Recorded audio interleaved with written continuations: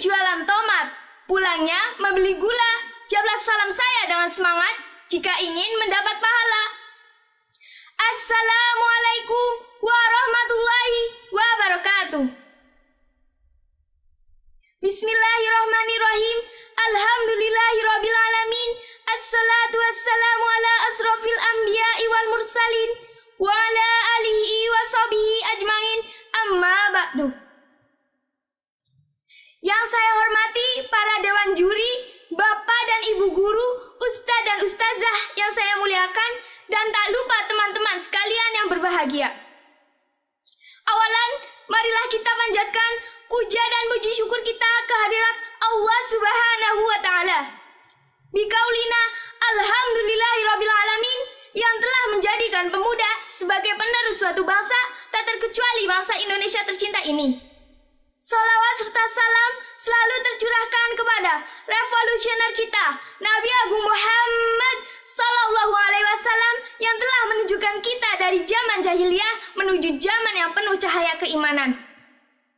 Hadirin hadirat rahimakumullah. Tidak lupa saya sampaikan terima kasih kepada Dewan Juri yang telah memberikan kesempatan kepada saya untuk berpidato di hadapan hadirin sekalian.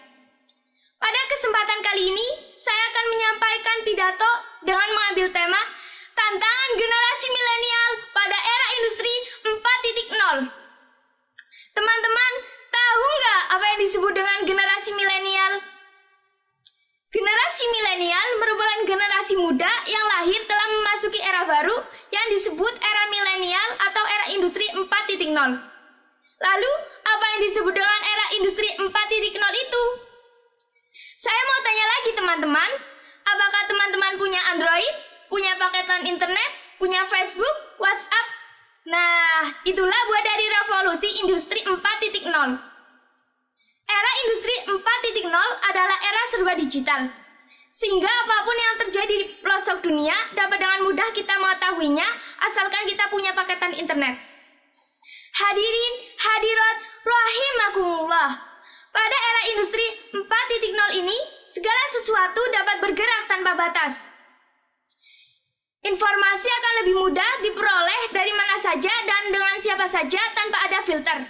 Internet bagaikan mata pisau, tergantung mau digunakan untuk apa oleh pemiliknya. Maka untuk mengukur baik atau buruk seseorang dapat dilihat dari bagaimana dia berselancar di dunia maya. Maka generasi muda dalam menghadapi era industri 4.0 ini memerlukan bekal yang cukup agar dapat memanfaatkan teknologi secara bijak. Di balik semua manfaat yang terdapat pada teknologi canggih, juga terdapat dampak buruk yang mengancam siapa saja yang lengah. Oleh karena itu, bekal yang paling utama untuk menghadapi era ini adalah iman. Mengapa harus iman, teman-teman? Karena dengan iman, kita dapat mengerem tindakan yang tidak diridhoi Allah. Karena orang beriman tahu bahwa perbuatan di dunia kelak akan dipertanggungjawabkan di akhirat. Sehingga dia tidak akan melakukan hal-hal yang dilarang oleh Allah Subhanahu wa Ta'ala. Teman-teman yang dirahmati Allah, kalian semua adalah pemuda milenial yang kelak akan menjadi seorang pemimpin.